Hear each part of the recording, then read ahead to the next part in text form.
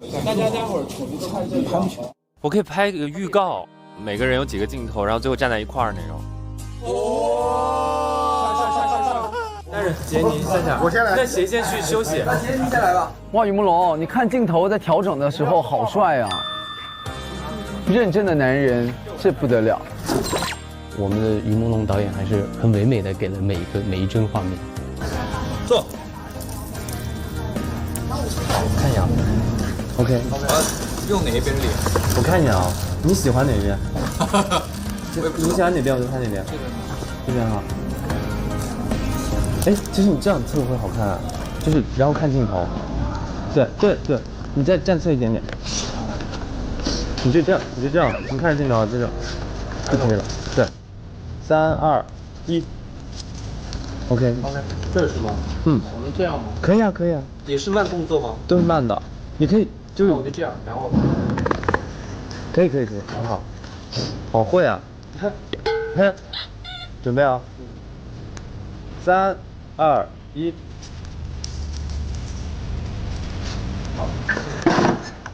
从这里开始，其实不用太多东西，就一点，就是稳定的。对。格格，你快点转过来，你现在就转给我看。好，不用那么多，一段。3、2、1。有一点点特别，是一个黑白画风，留给大家一个美好的回忆吧。我们这次的组合特别开心，在这个团里面更温暖了。真爱至上 ，Love Actually。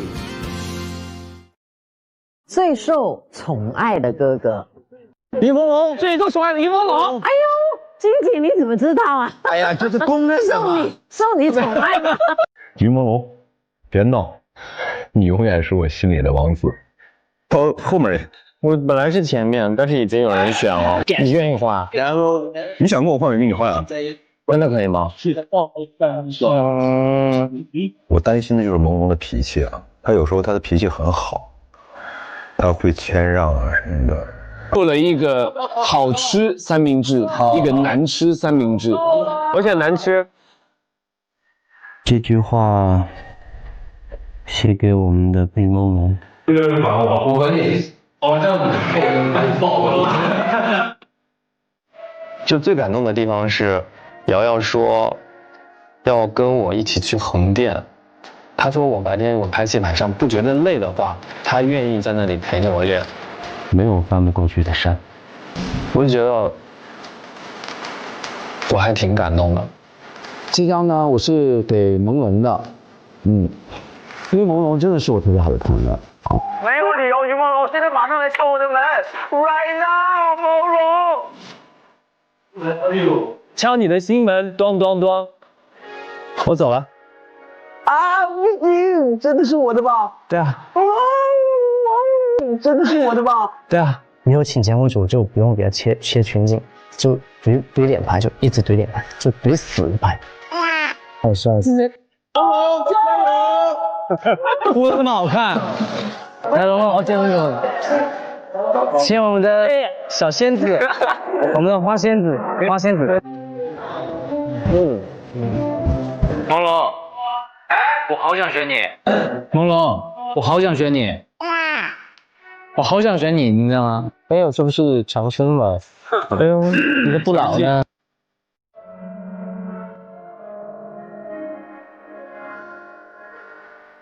朦胧，大哥，让我站在朦胧的前面，他看到我他就安心了。于朦胧，怎么了？给我们狠一个，我们看看暴躁的状态。于朦胧来一个暴躁。于朦胧是生个气，发个脾气，我生气很吓人的。没有，你大喊，你说我没有。明道，我跟你说，你跳下来他就生气了。那肯定生气了。我爱你们。他害怕，不怕。你是不是一直在担心朦胧？对，我看得出来，您觉得谁是不用动，老师也会不自觉注意到他的？于朦胧啊，变妈妈。赛赛一会儿唱歌，走，我帮你撕破它。等一下，这个是加油的橘子，来，加油！你的。没有。朦胧，我们来看一下朦胧。哎呀，心中有爱。么么哒，么么哒。于朦胧如果不选择我的话，那我就不选了。你就直接奔于朦胧了是吧？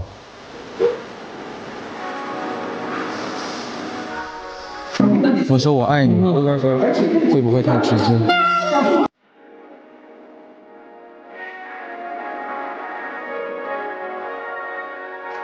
我不太舍得，你不太舍得？哎呀，你看欺负人家嘛。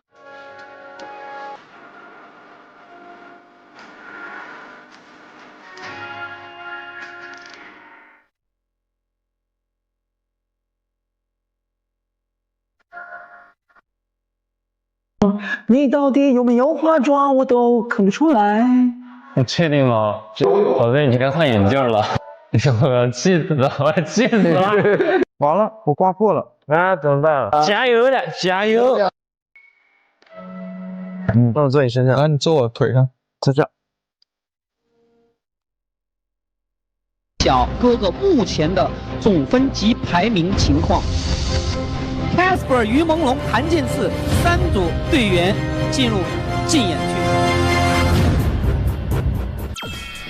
哇！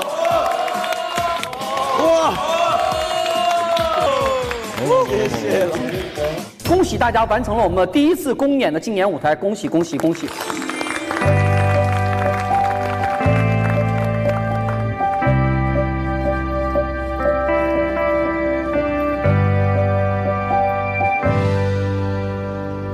请哥哥们按照宿舍的分桌就坐，今天为大家准备了特别的午餐。其实今天这顿午饭呢比较特殊，对应每一个哥哥对应的套餐里面这张卡片呢，其实都是我们截取的真实的网友对大家的一些评价。愿意的话可以当着大家这个卡片这种读一下，如果不愿意的话没有关系。读完了，东哥先说，东哥先来，我先说是吧？东哥先来。但食物有什么寓意吗？茶泡饭。茶泡饭就是解腻。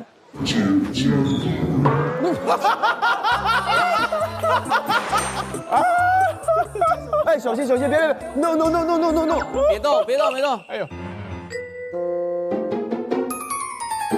别动，没有有油，有油。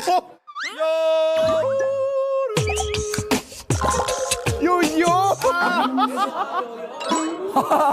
哇，大东哥流油了，真的假的？快！哇，真的超多油的，你整个背都是。谢谢哥哥们帮我去油，志鹏哥在帮你去油，真的超多油的。谢谢节目组帮我准备的茶泡饭，让我先干为敬啊。好，评论。他的初舞台的每一个动作，答应我，其他哥哥都不要再碰了，好吗？我们就碰，来，全体一起碰！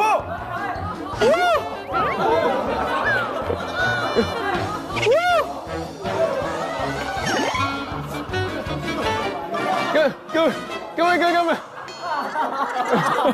不知道为什么突然有点感动，帮我去油，帮我去油，谢谢。哎，我这芝麻糊。对啊，芝麻糊。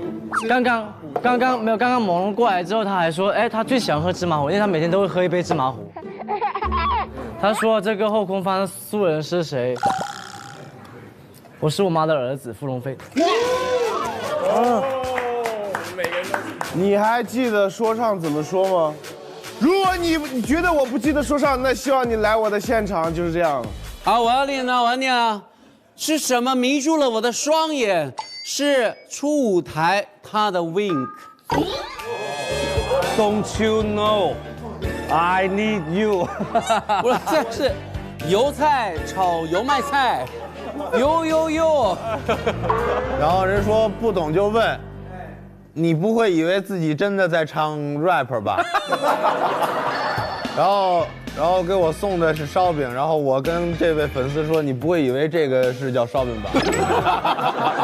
这个春去冬来，时光飞逝，世界不停在变化。哎，这叫快板，懂吗？ rap 是什么样的？春去冬来时光飞逝，世界不停在变化。好像没有太多变化，好像也差不太多嘛。我是汤啊。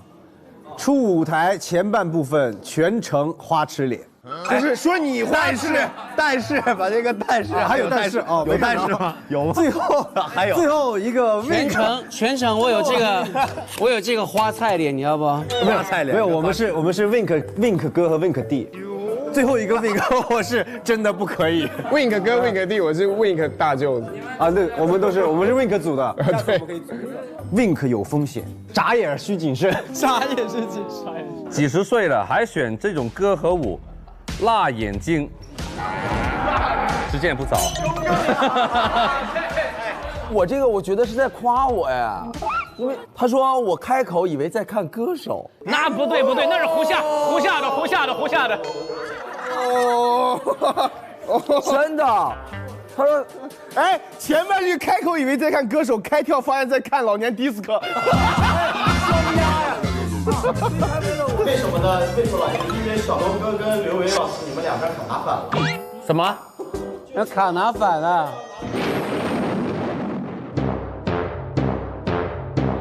怪不得。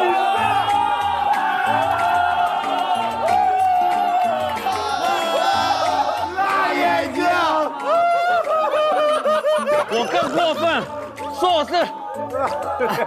刘维，我只为你心有独钟。对那个镜头，大眼睛说你啊！节目组，下回能不能选好？反键，你一开口，感觉还是歌手。几十岁了，还选这种歌和舞，我支持你。我也说节目组对我有点太好了。我这个其实也特别好，他说他是谁？名字都没听说过，哪儿来的路人缘？就是说我有路人缘，是这意思吗？但是我们现在不是趁这个机会就可以自我介绍的吗？啊，哎，对，就告诉他你叫什么名字呀？状态拿起来，大家状态拿起来，就站到他后面去，大哥的感觉。我们都是小弟。我只说一遍啊，我叫肖顺尧。听到没有？听到没有？哎，还没完，还没完呢，还有戏呢。听好了，我只说最后一遍啊，我叫肖顺尧。我叫什么？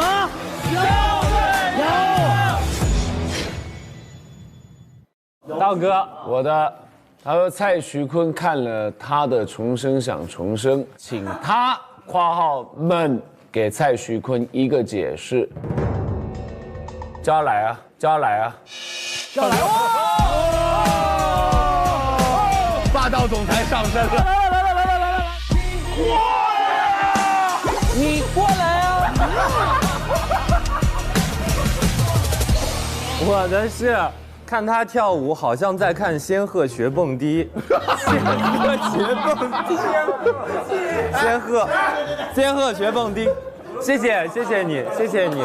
我的获奖感言是：乡村大舞台更适合他，感觉他是那种想赶潮流但又赶不上的那种人。天上飘啊，兄弟！我觉得我这个队友太 peace 了，他直接帮我招商说怎么还没有牙膏广告？谢谢广大网友帮我招商，对，目前还没有牙膏广告。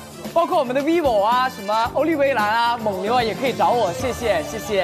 说我唱情人，唱出了把情人就地正法的感觉。对，然后说蛋饺肉丝拯救了孬胎套。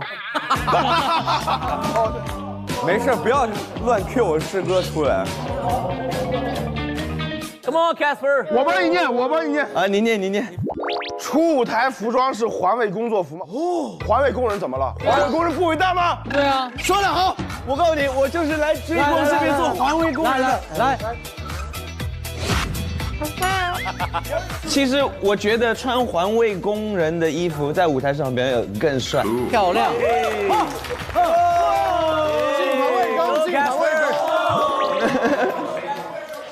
我说实话还蛮形象的那些菜，可能是一些网友对我们的初印象的一些小吐槽。无所谓，这些恶评就恶评。在现在这个世代当中，大家对这样的一个 wink 或者对这样的一个表演方式，觉得好像已经过时了。那咱们就做个年轻人，对吧？拿掉，最干脆的表演就好了。跳舞可能不是我擅长的，但是我还是想往前走，打破自己舒适的地方，努力的去学舞也好，练舞也好，就是想有一些改变。我就希望之后不是仙鹤在学蹦迪，而是于朦胧在跳舞。我觉得任何吐槽是一种勉励吧，告诉你你的问题在哪里，因为有时候自己还是认识不清自己嘛，还是需要通过外界的眼睛来看你。如果能稍微改正一下呀，也是一件蛮好的事情。接下来看好了呗，每一场演出，我觉得一场会比一场好，然后一场会比一场让你们改观吧。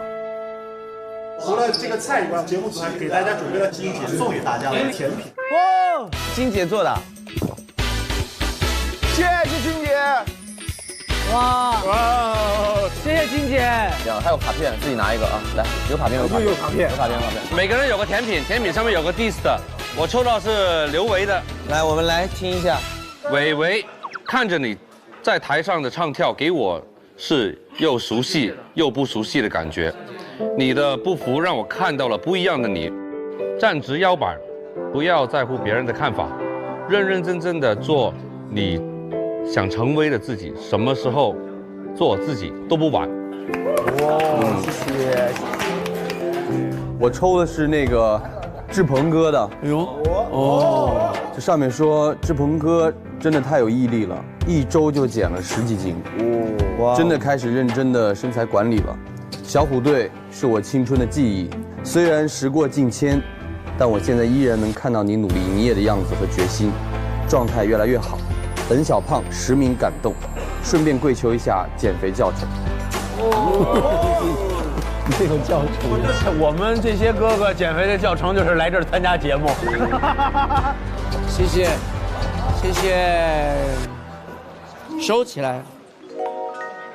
武嘉诚，你一直不忘初心，依然是那个热爱舞台的小武，相信每份努力都值得被尊重，希望大家能够用力支持这个黑皮男孩。黑皮男孩，黑皮男孩，黑皮。傅龙飞，很多年前在一个节目上看到过你。你这个给念走了，你这念走了。谢谢你还在坚持唱跳，让我觉得我的青春也一直没有离开过。所以不要再说自己是路人甲了，你是最闪耀的那颗星。哦，谢谢。好像在说我。啊，我念唐建次的啊。哎，我要用他这种腔调，我也把你念走。念走是啥意思？我念走。注意那个平舌和卷舌。好。2唐建次，唐建次，唐建次，我姓谭，作为老粉，看到你在节目中的每个舞台，忍不住哭了。今天的一切感情，都是以往的厚积薄发。你就是最好的唐建次，最好的唐建次，唐建次，我来这个节目改了个姓儿还行。兔胡夏，哎呦，胡夏哥哥的饿狼传说掌控全场，超稳定的唱功发挥和突破性嗓音展现。小野狼来了，又奶又酷又黏的小狼仔，小狼仔胡夏，说出了明洞的感觉。烧饼，你知道吧？这才是 rap。小狼仔，再加个 wink， 小狼仔。小朗在。鉴于大家的普通话这么差，我来念3封吧。兔烧饼，我们知道你追光追得很辛苦很累，但是德云社女孩只想让你知道，你放心追光，请相信你身后的力量。德云女孩。兔肖顺尧。喜欢你不仅是因为你的实力，也是因为喜欢你炙热的心。这样自信又认真腼腆的你，享受舞台，在舞台上尽情释放的你，这样的你就是我们要追的光。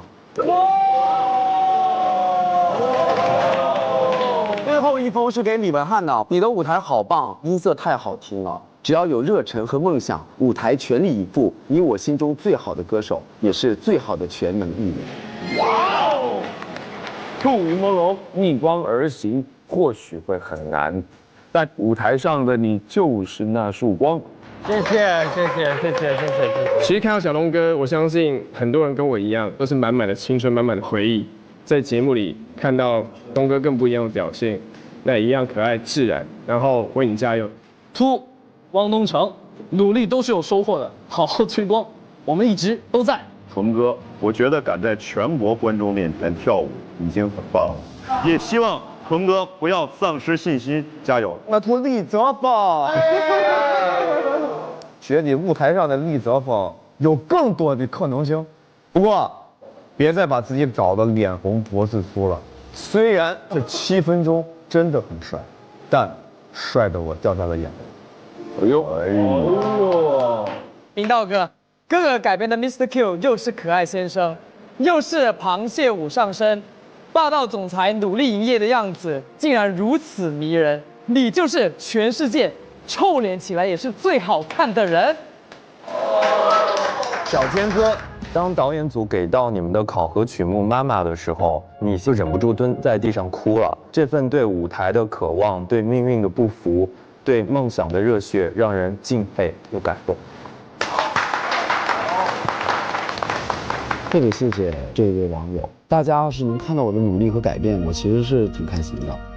付出都是值得的啊！大家伙儿确实也是在关注我，然后会继续努力吧。我觉得我做的所有的事情，能给他们的生活或者工作中起到那么一点点的榜样也好，还是帮助也好，这样的反馈对我来说是很有意义的一件事儿。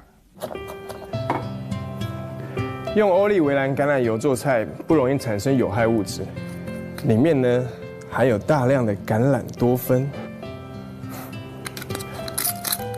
做出来的菜啊既美味又健康。哇，好香哦！用欧丽维兰橄榄油炒出来的虾仁，它是米其林指南官方合作伙伴，绝对营养又健康。对。接下来有请女神金星杨幂为大家宣布逆光团战表演任务。恭喜你们15位进入了下一轮的公演了啊！1周以后，马上面临第2次的公演了，舞台也升级了，你们的难度也大了。你看，活吗？不怕。现在坐在光区里边的哥哥们，光区里面啊，光区里的哥们听好了，重点来了哦！昨天晚上你们又进行了一部哥们兄弟之间的一个内投，对吧？内投前3名的哥哥将成为新的3支队伍的队长。哇哦，nice耶！本来有前3名的，但是呢，第2名并列了。前2名并列的是谭健次、傅龙飞。你要在15个安全哥哥中选出你想要合作的哥哥的名字。他设计的这个表演呢，他会比较有炸点的。我哥真的是一个很全才的一个哥哥。龙飞永远不会改变，只要他愿意，他永远都是我组合里的那个不可或缺的那个人。傅龙飞，谭健次跟傅龙飞有点重，但我真的觉得谭健次也很才，傅龙飞也非常有才。健次就不用多说了，很想跟他学跳舞。我觉得他是一个会在舞台上动脑子，会想自己的同时会想大家。他把其他2位哥哥的违和感变得不违和，我就觉得很欣赏。谭健次。好，你们内投的第1名队长是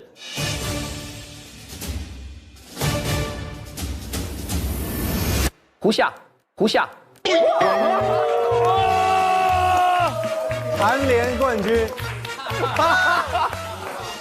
如果这一次我是第1次当队长，我也不会说有任何的想法，因为我不善于去交流，本来有点社恐嘛。但这一次我觉得比上一次要更游刃有余一些，就像没有跳过舞，然后开始跳舞到跳完1支舞之后跳第2支舞的感觉，你会更了解这个队长这个职位要做的事情。胡夏，胡夏，胡夏，胡夏，胡夏。我希望跟他来一个窝火上的切磋，抛不开的情感，对，要带着弟弟一起走。我觉得他那股很认真、很傻的劲儿，很吸引我。夏夏让我看到了他无限的潜力，现在又会跳舞，我觉得他都可以教我跳舞了，现在的水平。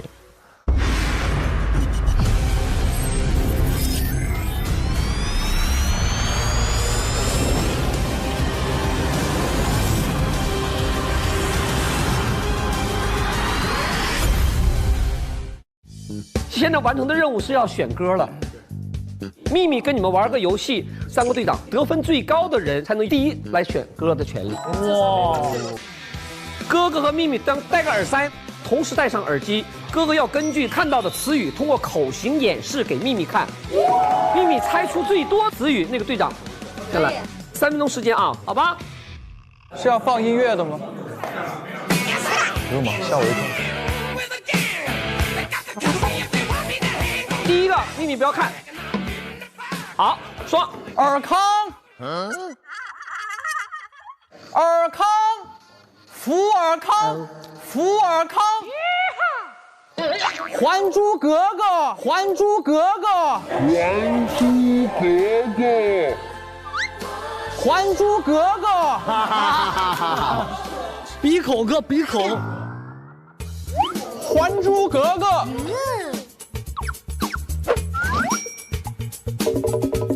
还珠格格，尔康，尔康，好，好，第二个，斗牛，斗牛，斗牛，好，哇，好厉害！好，第3个，泡沫，泡沫，这么简单吗？李佳琦。买它买它 ，Oh my God！ 买它买它买它 ，Oh my God！ 李佳琦，哇，真假的？这么能猜？真的假的？什么供养是这个？爱的供养。哇，好厉害！他厉害的呢。手不能动啊！手扶拖拉机司机，手扶拖拉机司机，这个太难了。过，小小就是有。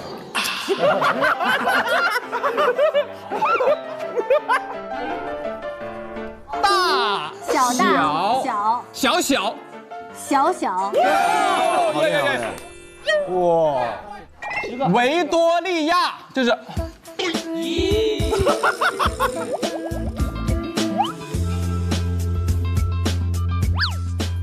再说一遍，再说一遍，再说一遍，再说一遍。维多利亚，维多利亚的秘密。对。我在人民广场吃炸鸡。我在人民广场吃炸鸡。哇，这个有点太夸张了吧？是不是听得到？听得到吗？3分钟到。好。好了。好了吧？姐，好了，我们要试一下这个耳机，看是不是真的。你听一下，你们自己听一下。福龙飞，哎，这里，哎，龙飞啊，还要戴个耳塞呢。福龙飞，戴了耳塞，听不见，好厉害啊！那太厉害了吧！哇，胡夏太猛了，挺好的。来，第2个。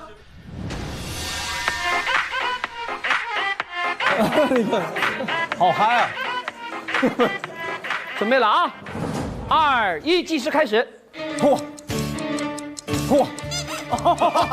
战斗力。安吉丽娜·朱莉，安吉丽娜·朱莉，安吉丽娜·朱莉。好，太厉害了！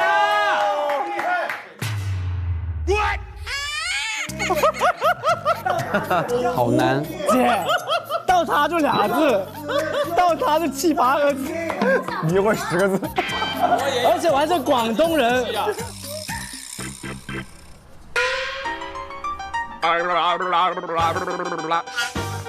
我不想负责，我不想负责。不对。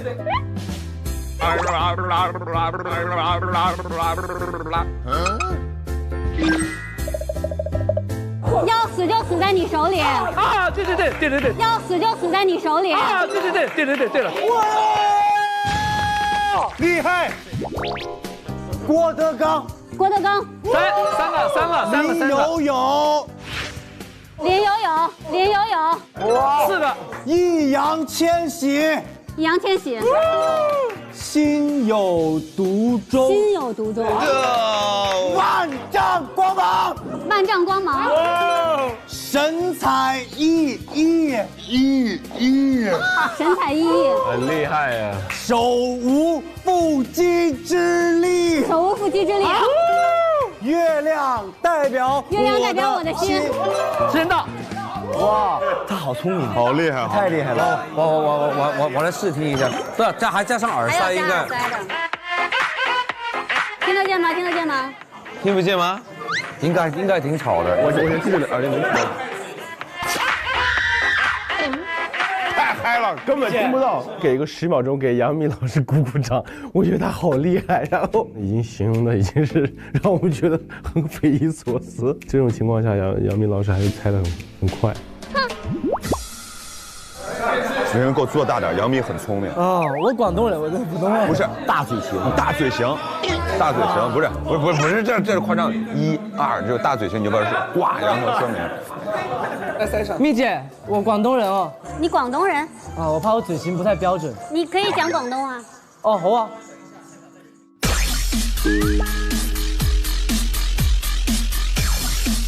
开始了。2、1，走，开始。别伸舌头好是吧？对牛弹琴，这什么国语这是？完了。对牛弹琴。好，一个，好，过。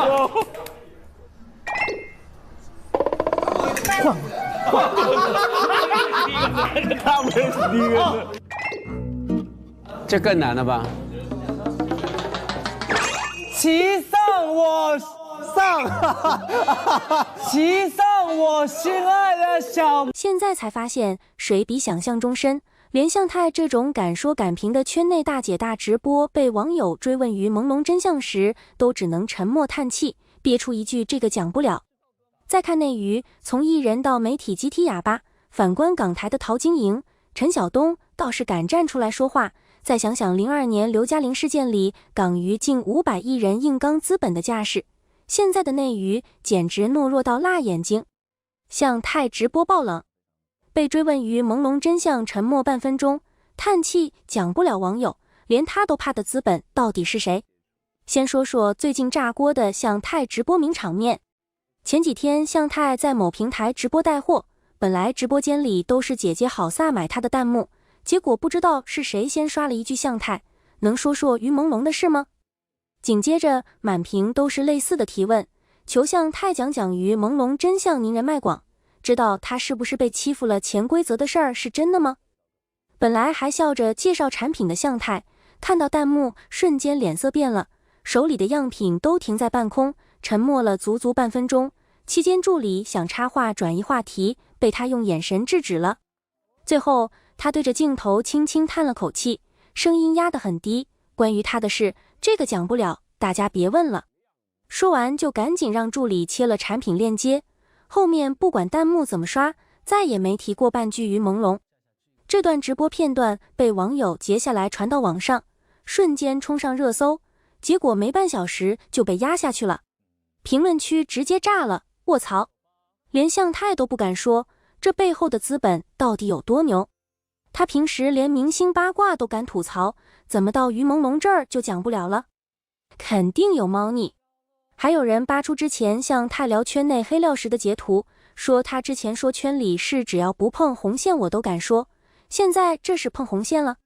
更离谱的是，有网友发现，当天在向太直播间刷于朦胧相关提问的账号，好多都被限制评论了，甚至有几个小博主直接被禁言。有粉丝吐槽，这是怕有人追问到底吗？连提问都不让，还谈什么真相？这波操作直接把于朦胧坠楼有黑幕的猜测推到了高潮，连向太都不敢碰的话题，到底藏着多少不能说的秘密？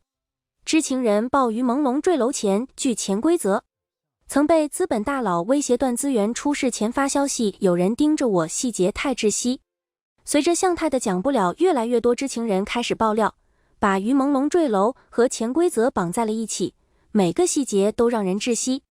有个自称跟过于朦胧剧组的匿名网友，在某论坛发长文，说于朦胧坠楼前半年曾拒绝过某资本大佬的特殊要求。据这位知情人说，去年于朦胧接了一部大制作古装剧，本来都定了他当男主，结果开机前，投资方的一位王总找他私下吃饭，饭桌上直接明说，想保住男主位就得懂事，以后跟着我，资源少不了你的。当时于朦胧直接愣住了，过了几秒说，王总，我想靠作品说话，不想走这种捷径。这话一出口，王总脸色当场就沉了，放下筷子说，年轻人别给脸不要脸，圈里不是你想的那么简单。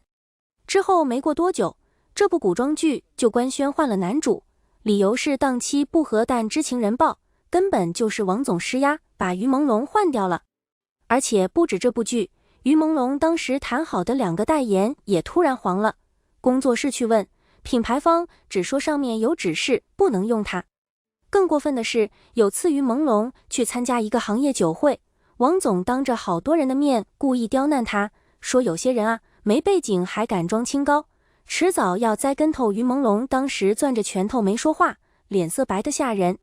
最让人揪心的是，知情人还爆了于朦胧出事前的一个细节，坠楼前3天，他给经纪人发了条微信，内容是最近总感觉有人盯着我，出门都不踏实，你帮我留意下，别告诉别人。当时经纪人以为他是压力大，还劝他别想太多，好好休息，结果没几天就传来了他坠楼的消息。现在再看这条消息，网友纷纷猜测，他说的有人盯着，是不是王总的人？他是不是因为拒绝潜规则被人盯上了？还有人扒出于朦胧生前的一段采访，当时记者问他圈里有没有让你觉得不舒服的规则，他犹豫了一下说，肯定有，但我不想妥协，我爸妈从小就教我，做人要对得起自己的良心，就算资源少点，也不能丢了底线。这段采访现在被翻出来，评论区全是心疼，原来他早就说过不想妥协，难怪会被资本针对。他要是当初懂事点，是不是就不会出事了？这话看得人心里堵得慌，难道在娱乐圈坚守底线反而成了原罪？内娱集体装死太讽刺，艺人媒体全静音，粉丝催发声被无视，工作室装聋作哑，这是怕丢资源还是怕被报复？这边于朦胧的疑云越来越重，那边内娱的集体沉默简直让人气笑。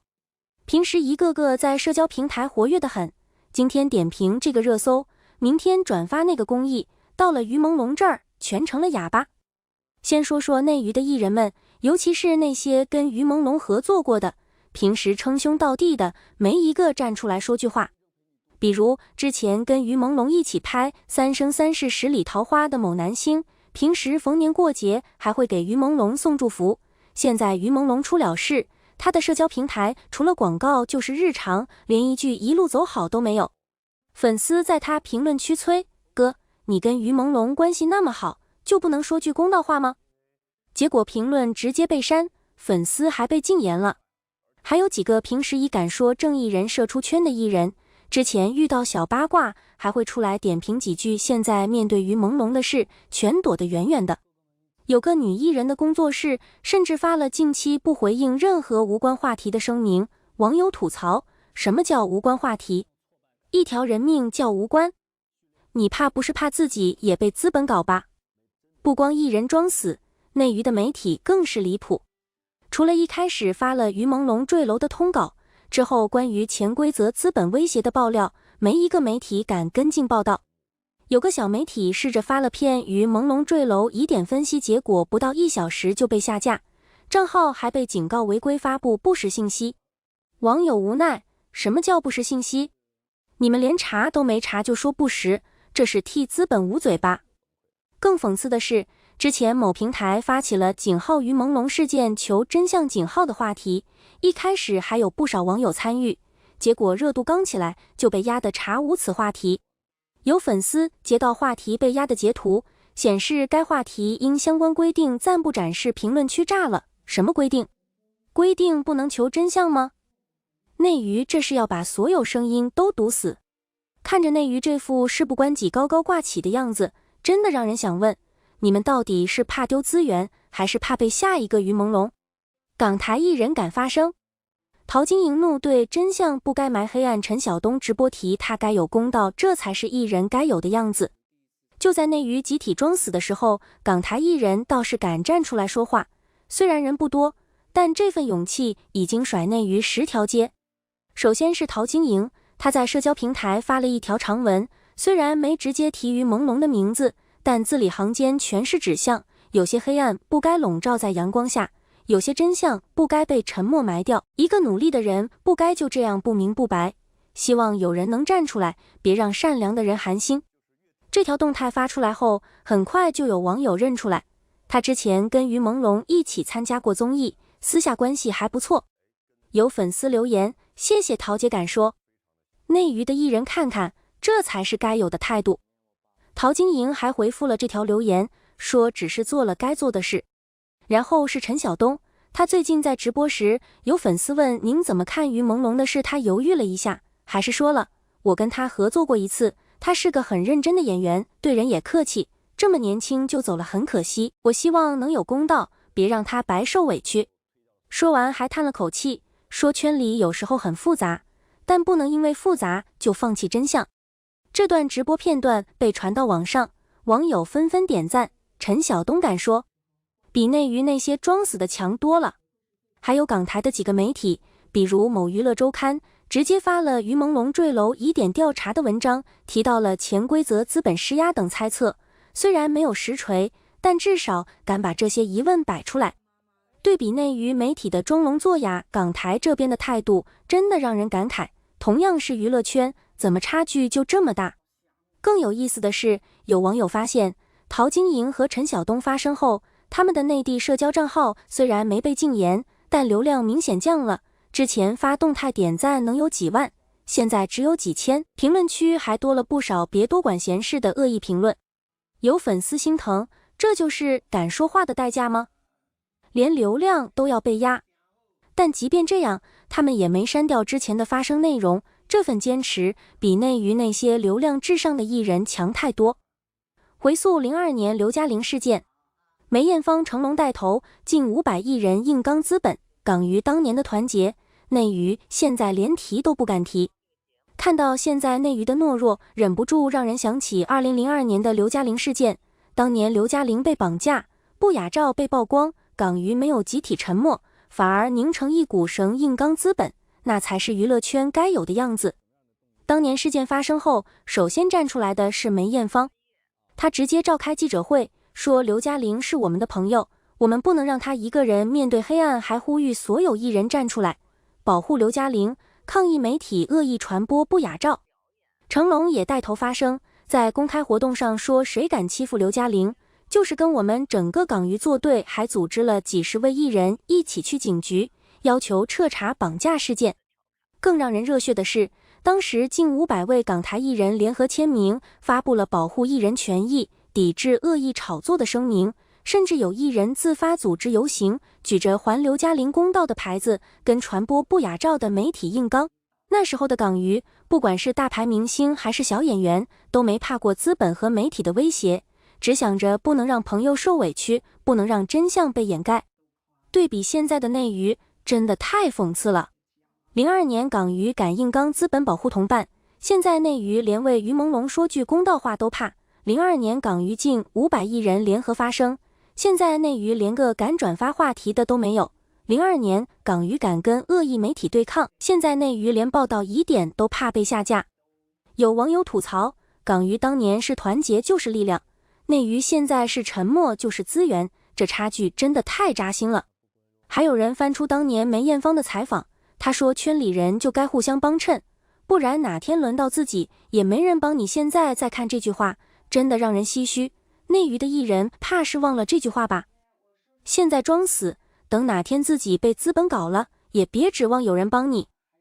网友怒了，自发搜集证据被删帖，热搜被压仍不放弃，喊话内娱别让于朦胧的真相埋在黑暗里。虽然内娱集体装死，但网友和粉丝没放弃。于朦胧的粉丝自发组织了寻找真相小组，在网上搜集各种线索，比如于朦胧出事前的行程、跟资本大佬的交集、被换掉的资源信息，甚至有人去扒当年那部古装剧的投资方背景，结果刚整理好发到网上，没几分钟就被删帖了。有粉丝说，我发了3次，每次都被秒删，最后账号还被警告涉嫌传播敏感信息。这明显是有人在故意压下去。还有网友发现，关于于朦胧潜规则的话题，每次热度刚上来，就会有大量水军发别造谣了，警方都排除刑案了的评论，试图把话题压下去。但即便这样，还是有很多网友在坚持，比如在微博、豆瓣、小红书等平台，用谐音梗暗号讨论疑点，就怕真相被彻底埋掉。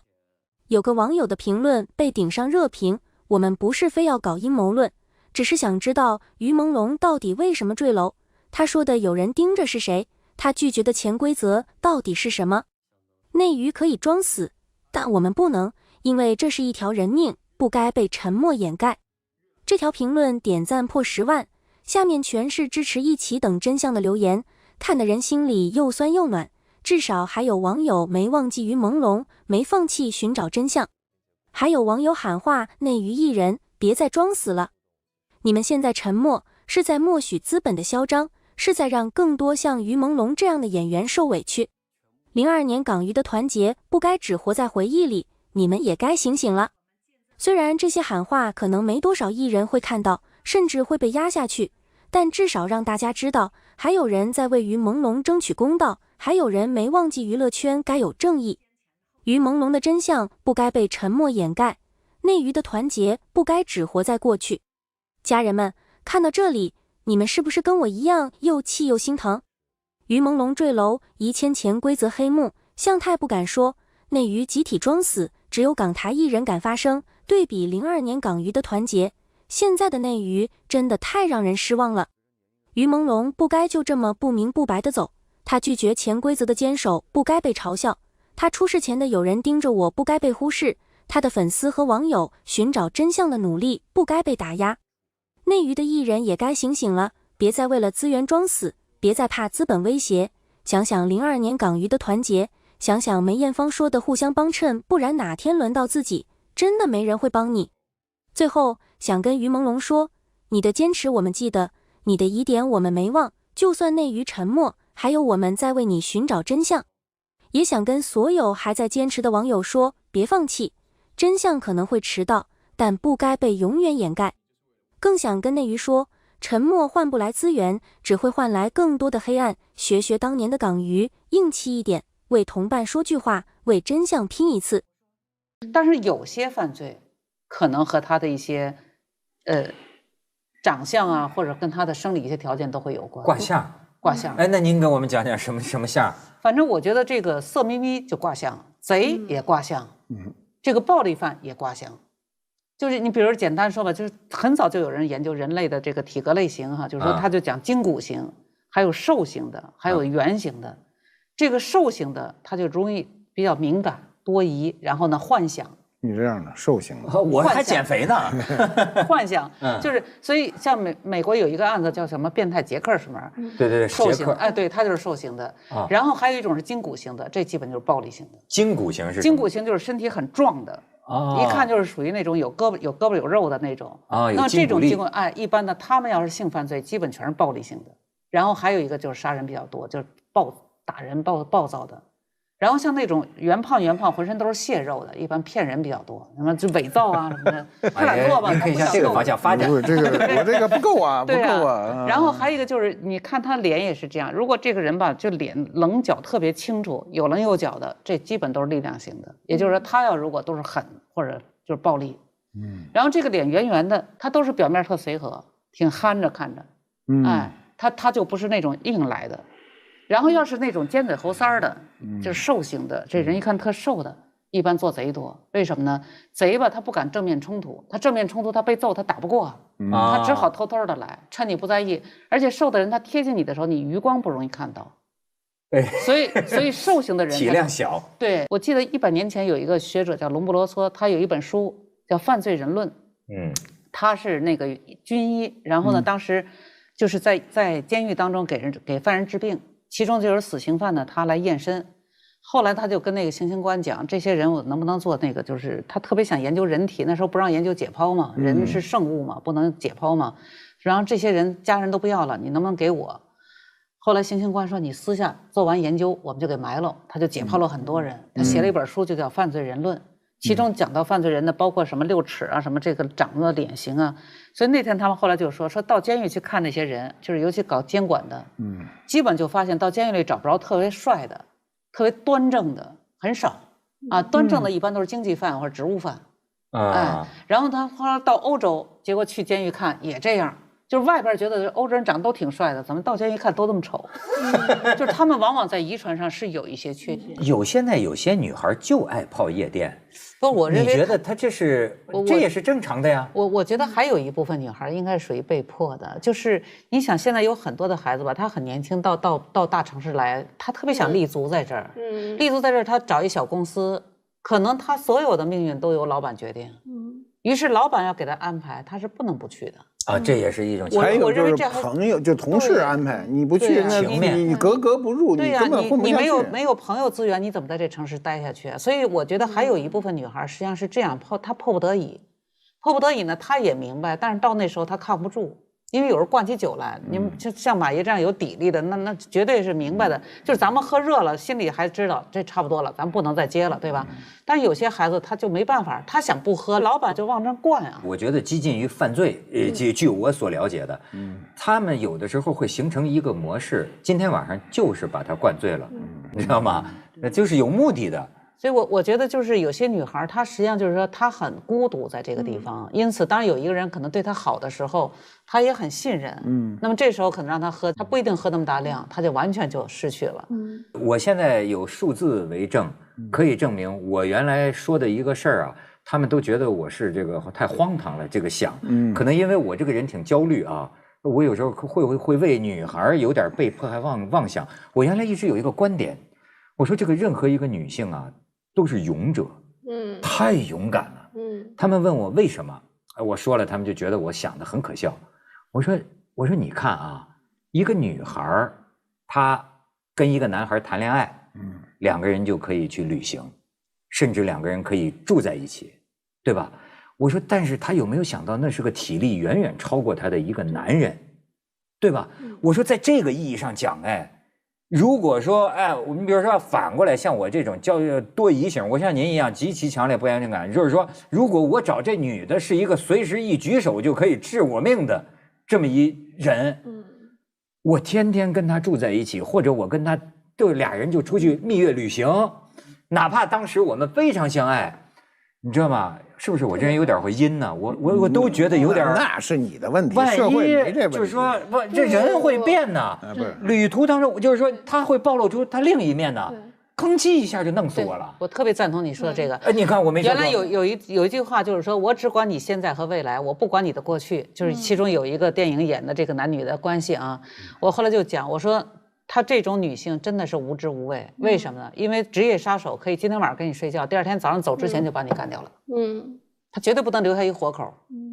所以有很多女的就是看这个电影觉得很浪漫啊，我只管你的未来，不管你的过去，那你保不起。但是她碰上职业杀手的机会是很少的。对，但是你要碰上一个这样的男人就很可怕。这是极端，但我觉得女的有一种就是弱者的武器，我觉得是特别不好的一种武器，就是她会把这些暴行自我合理化。你比如说，她跟这男，她可能喝醉了发生关系，她第二天起来觉得非常恶心、非常后悔、非常难看，但她就会自我合理化，她说啊，那我可能还是喜欢他的，或者是就是我们之间一定是有比这一次糟糕的性更长久的关系，然后就发展成更长期的、更持久的糟糕的关系，并且被男生拿这个为把柄要挟，就被职业杀手杀掉，我觉得是极端的。但是我觉得女生的这种被施暴之后，他自我合理化这种关系，他觉得啊，可能我是喜欢他的，并且把它变成长期关系，这种在我身边特别普遍，而且我觉得特别糟糕。所以你看，我有数字为证，马岩，您看看这个啊，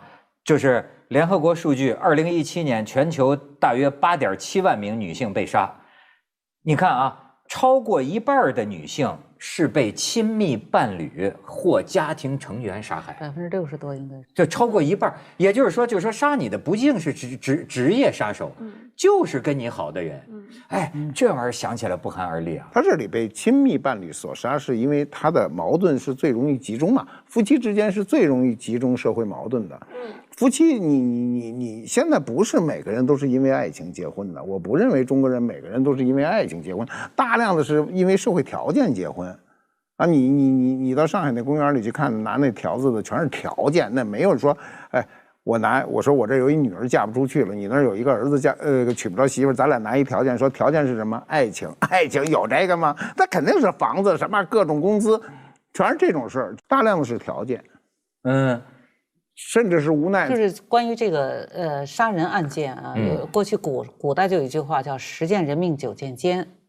也就是说，很多都和那个就是男女之间就是一些情有关这就是说他熟人之间发生案件。我最早他这刚我看这数据合起来还不到60%，最早我看加拿大有一个数据就66%，那么我们基本也在60%上下。也就是说，这个杀人案件当中熟人比较多，当然他这个不一定都是性的关系，比如说合伙做生意，因为我认识你，我想把你钱眯了，也是熟人杀人，所以熟人杀人的比例是比较高的。但是呢，在这个当中，就是其中就是男女之间有性关系的，它更容易发生这个问题。所以最早的真正就是家庭暴力要不要干预哈？最早真正涉及的不是一个家庭，就是男女的那个性伴侣。性伴侣当时英国的一个女孩，她想摆脱这个男的，这男的死缠烂打，然后最后呢就是也报警，她妈妈也干预，都没制止住，最后把这女的给杀了。所以呢，就是说在这个问题上，就是家庭当中这种暴力，为什么现在全世界都说零容忍，就是因为它是一而再再而三，而且得寸进尺。但是有很多女性，她就觉得我一旦已经跟你结婚了，尤其是有孩子了，很多女性还是顾及孩子的，她就觉得这个如果要离的话，孩子怎么办？而且她有些这种女性往往自己还没有太多的经济实力，所以她只能靠这个男人。而这种男人呢，他就打惯了以后吧，他就老打。我去这个咱们西北的，就是说错了，应该是西南，就是山区那些地方，贫困地方，他们这家庭暴力就特别严重。所以妇联每次一见到我就说，哎呀，说李老师怎么办？但是这种女的真有被打死的。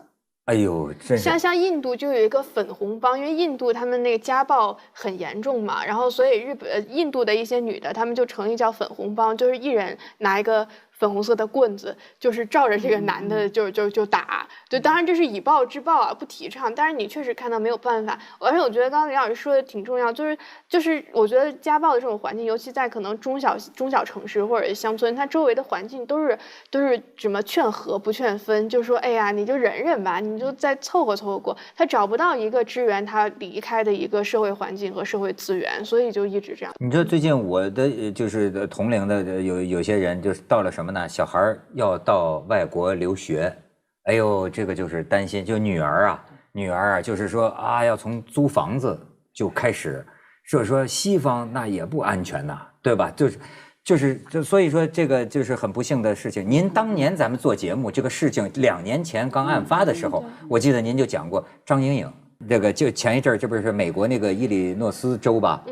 法院判了，陪审团首先裁定罪成，他的辩护律师都认罪了，就是说他好像是认他杀了这个张莹莹，但是呢，就是不肯说这个尸体藏在什么地方。但是咱不说这个吧，就是说担心女儿的，这个真的就是，你看就是租房子，当年张莹莹。就是租房子上了这个克里斯滕森嘛，上了这个杀手的这个车，上了车，然后就给你拉到他那儿去，然后就是伤害。那您说这种你，其实我怎么办？而且还是白天，你知道？对啊。其实我认为是这样的啊，就是因为我可能干这行的，所以我跟一些人打交道，他们都会说一个问题，就是说感觉你的这个防范心特别强。那么我想的就是我在生活当中，比如有时候我在饭店吃饭哈，我就看人家那个随手把包放在那个位置，在我心里就想这个包就很危险。哦，然后呢，我你有这警觉。对，有时候我在一个小区随便走，我就在看这个窗户，我大概用几分钟就可以进去。那么就是因为我有这样的，就是我看过很多的实案，所以我经常会有这种叫危机感。那么用这个感呢，再去衡量我身边的很多人，我发现他们没有，就是很多人完全没有一丁点自我防范意识。你比如就是说那个夜行哈，就是说晚上出去，我们有时候就是迫不得已只能晚上出去，对吧？比如说我飞机就是后半夜到的，那怎么办？像那种情况，就是我们自己应该意识到，就在这种时候，如果你要遇到点事儿，你就没机会。所以你要在这个过程当中，比如我完全没有预料到是后半夜到，但是我现在就后半夜到了，那我就附近找一饭店先住下，千万不要去走，尤其是进封闭的空间。你比如上车，因为那司机你是很难预料的。当然有些人就说了啊，你这个社会你都什么事儿让人家自我防范，不是这样。我跟你讲，警察也不可能瞪大眼，老虎还有打盹的时候，你不可能让警察全方位的监控社会所有角落。现在是这样啊，那有些那就在说了，你们把这个责任，你们应该搞好社会治安，是吧？而不是说不让我穿着超短裙凌晨3点一个人打的，对吧？但他们的意见咱们予以尊重啊，但是就说这事儿，哎，担心还是担心呐，这是实实在在的。你比如说，像您说的这个一个极端，那现在到另一个极端，我原来做节目的时候，我曾经当笑话讲过。说这个台湾有这个捡尸体的，你知道什么叫捡尸体吗？就是女生喝醉了之后被男生可能就是施暴嘛，就是趁着喝醉然后就施暴，而且甚至还变成炫耀，在这朋友圈我看一男的就扛着，这女的都这样了，就扛着这样，你看我今天晚上捡了4个，就是你这都是犯罪了，可是也都有这个情况。您说那我就挺奇怪的，就是说。那这些女孩就是说，如果我要打算算计你，我先把你灌醉，然后我把你这个伤害，那这个就算犯罪。但是他在路上遇到了，然后这个女的完全不知，当然他这种情况也算侵害。关键是他这个女的完全没有任何意思的表达，你这个事儿就很难办。就是说，这个喝酒是一种，我跟你说，你们女孩不管到任何场合，是喝的东西不要离手。开了盖儿的不要再喝，那你就遵循这个最严格的原则。问题是醒过来之后失去记忆，你都不知道怎么到这儿了。你醒了，你都不知道发生了什么事儿啊。方舟，你可以总结总结，我挺不太理解的，可能我上岁数了哈。他们就喝以前不知道要这样，可能会这样吗？我觉得可能一个是说这个现在的可能整个的社会风气啊，包括什么女生也会觉得我也可以喝酒，我也可以穿得少，因为我觉得现在大家都是在渲染一种大家比如说男女都是平等的，然后这个女生她越表现出活泼的一面，她就越玩得开，然后越受到称赞。所以我觉得一方面可能是我们对于女性的标准发生了变化，这些女孩觉得说哎好像我们这样也没事儿。然后另外一方面，其实我觉得原来好多事情可能也发生，但是它没有爆出来。现在是包括监控啊，包括你说别人拍小视频啊，就是这种技术手段多了之后，你可能原来是这只有女孩说了这事儿才会爆出来。现在我觉得这事儿可能早就有了，只是现在技术手段多了，它被爆发的比较多。我们生活的圈子，我确实没见到，但是我真的记得就在前2年，就是说有一种男的打女的，你不知道打的那个程度。最近出了个视频，您看见了吗？大连发生的，对，那小子也给抓住了。我一开始以为是打的是他女友或者是他老婆，你知道那真照脑袋上踢啊！你那个大家都看见了吗？最后发现他跟那女的还是无关的，根本就是陌生人，迎面就冲头。我亲眼在北京前2年，我在车上，在那个西边，就在一个胡同。我当时觉得就因为那个车唰一下就过去了，我当时真觉得不可思议。就有人呢，他就是揪着这个女的头发往这个胡同的这个墙上咣这么撞啊，然后呢抓起这个女的自行车，然后啪这砸下去。我的天哪，我简直。这种男人一般都有酗酒的问题。就是你怎么？那有人制止吗？没有啊，这种情况，因为我是坐在车上就我们看那个视频而言哈，那个视频后来我们看到很多后续报道，比如说那女孩的伤是不是很重，是吧？好像很轻的伤，那这个男的判的就很轻。我们其实看从那个视频角度上讲，大部分人认为这个恶劣。你比如家暴啊，家暴你把你老婆打伤了，你就直接进监狱了，那就好很多嘛。说惩戒不够。我老认为我们社会最大的问题就是惩戒特别轻。你知道这问题复杂在哪儿吗？一般这种情况都是女的离不开男的，她要离开男的就好办了，所以是女的求着不要他惩罚，因为惩罚了家里就没人挣钱去了。所以家庭暴力难就难在这个问题上。如果女的都独立，你看一般就是有独立的那种有地位的女性，她遇到家庭暴力，她只要不喜欢这男，她马上真能离开。为什么？她能活，这时候男的死缠烂打。但是有些就是我们看到很多，就是包括城里的这些女的，都是自己没有太强的经济能力的。对，你看，你不是那好，那说的是亲人之间。你比如刚才说生人之间这段录像啊，对，您那大连这个视频啊，这个视频，我认为通过看视频，所有的老百姓都认为这人判20年都不为过，因为你打得太重，而且那个重是随时可能丢掉命的，很任性的啊，对，就是完全是把个人的一种怒气撒在一个无端的人身上。我觉得这所以说我就特别不理解，您就可能是我幼稚哈，就是我就是不理解，我觉得是不是有毛病啊？就因为我觉得男的啊打女的，跟我想象的。他不能这么打呀！你说特别对，又不是男的跟男的打，这玩意儿把我脑袋上踹，他怎么能这么打呢？这个马爷，你说像咱们，我记得我们小的时候那儿都常听一句话，叫“好男不跟女斗”，对呀，大人不计小人过。也就是说，岁数大的是不会打小孩的，就是我不认识你，你淘气，我也不会打你的，最多说那2句哈。这个男人不跟这个好男不跟女斗，也就是说你真的是个男人，你不能以打女人来表现你的那个本事。所以就是为什么有这个问题，就这种男人，第一我刚才讲了，他可能喝了酒，他完全不在正常状态下，然后他心里确实有怒气，这是一个问题。但是最重要的，这种人往往他的成长环境当中，他们家就有男人打女人的问题，他是看着长大的，所以呢，他有时一有怒气，他也就马上会打，他就觉得女人就该打。我认为就这些所有醉酒的人呢，他也是个欺软怕硬，因为是个女的。那要是一个警察，我就不信他打他。对，他那时候酒还醒了呢。我告诉你，看着警察醒了。对，他肯定的，他就是从内心，他就是潜意识就是以强凌弱，就是这么一个事儿。而且我看那新闻报道，他是情感受挫了之后，他就发泄在这个女人身上。他可能就是说，觉得女的都不是好东西，所以他可能就会。你过来一女警察，你看他敢打。马爷说这特别对。其实一般我们有一句话叫“这酒壮的是什么人打？怂人打。”对，怂人打。这种人如果不喝酒，他的那个胆量最多就回家欺负他们家女人。他在外面是不敢跟人打架的，然后他喝点酒，这算有本事了。有本事他在找人打的时候，他仍然打的是弱者。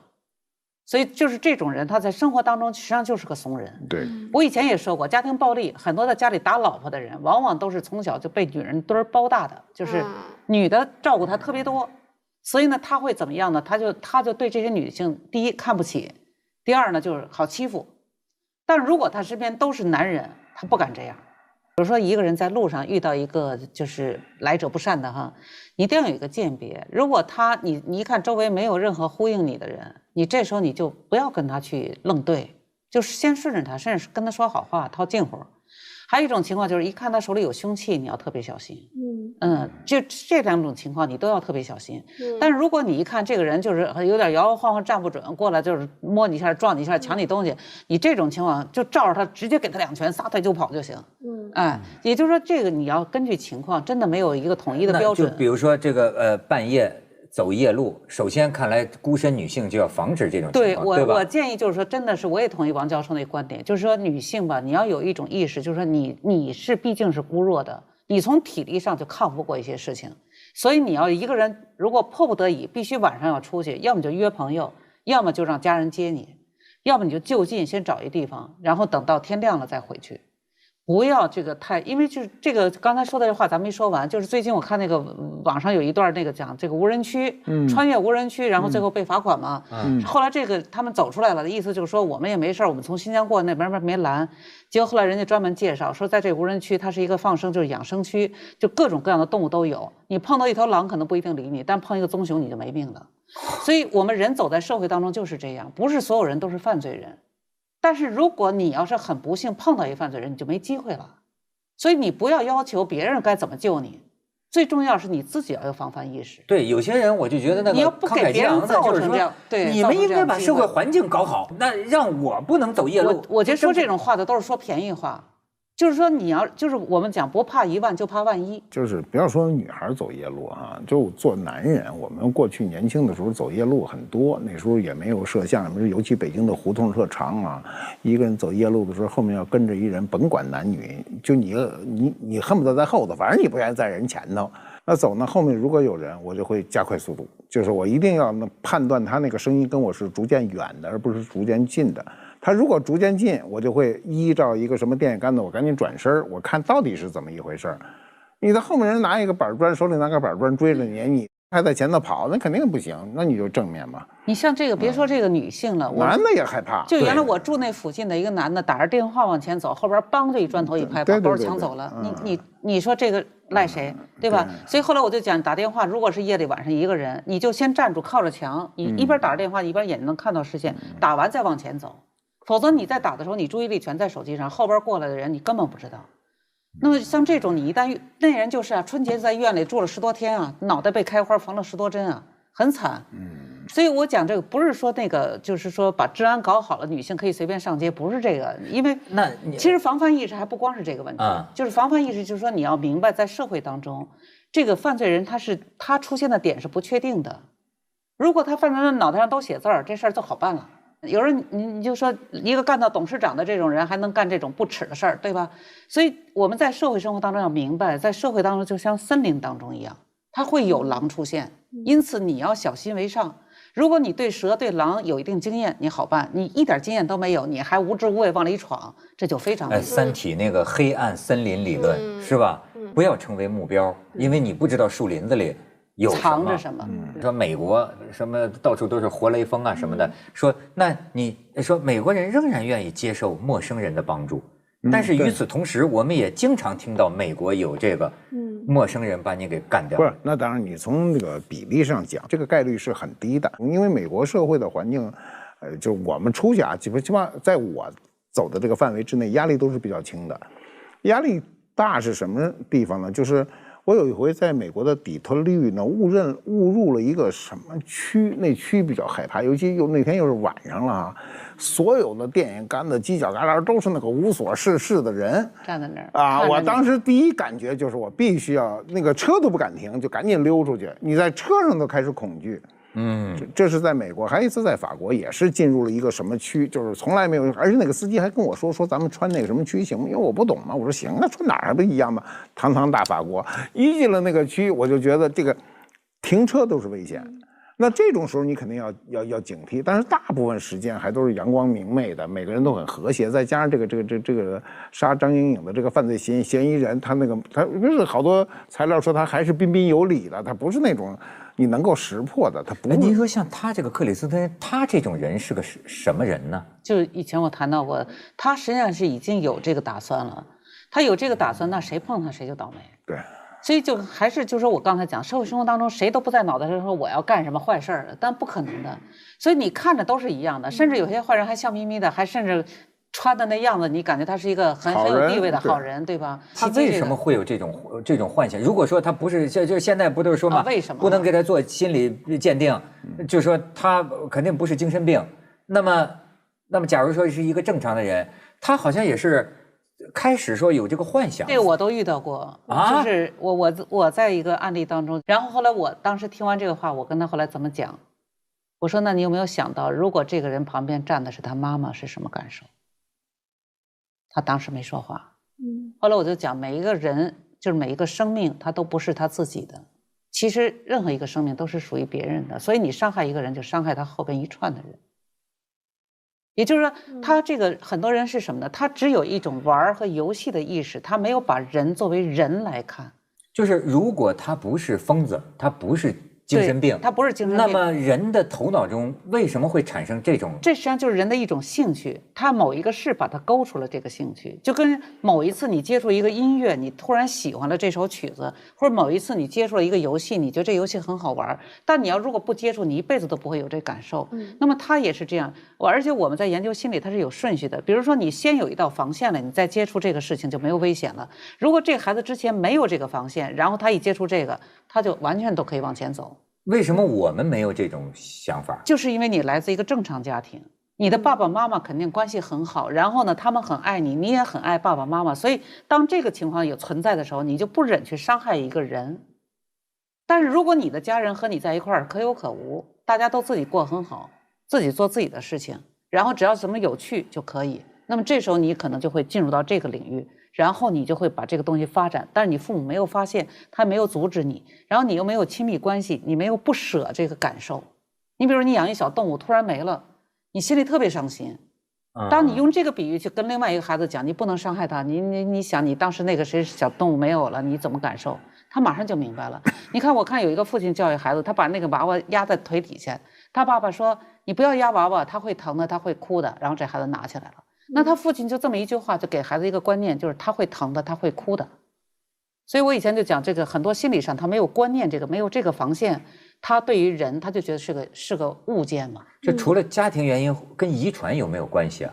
遗传我觉得在这个案件当中很难说，因为我原来看过一个就是脑科学的东西，因为我觉得这个杀害张莹颖的这个人他确实是有点不正常，因为他后来还专门去参加这个张莹颖的悼念的仪式嘛，就他还出现在这个现场，就是他不是说好像看到他的朋友看到他的家人他就会难过，他就更开心了。而且就是对我补充一下，你刚才就说当时他的一个情人的就是配合 FBI 在身上装的窃听器，其实他现在不肯说出这个遗体在哪儿，很主要的一个证据就是有他的录音，就是跟这个女孩说我怎么杀的他，怎么杀的他，怎么杀的他，而且就是你刚才讲的，他还去参加这个葬礼，他会感觉哎呀，你看你们都在这儿葬礼，就只有我知道发生了什么，只有我知道，都是我造成的，你们在这儿。这个我就看那个脑科学的东西，他就调查了好多连环杀手，就说他们这大脑里面的有一种共情的东西是缺失的，就是他们没有办法看到，我们看到人难过我们会难过，我们看到人被杀我们看到人受伤我们会难过，他们天生就不行。那所以说这一类人是最危险的，因为他们就永远是彬彬有礼，因为他们没有共情能力，他们是冷的，所以他们就最会伪装，他们在人群当中永远是感觉是最善解人意的，最有礼貌的，最懂规矩的，但是其实是因为他们毫无共情能力。你知道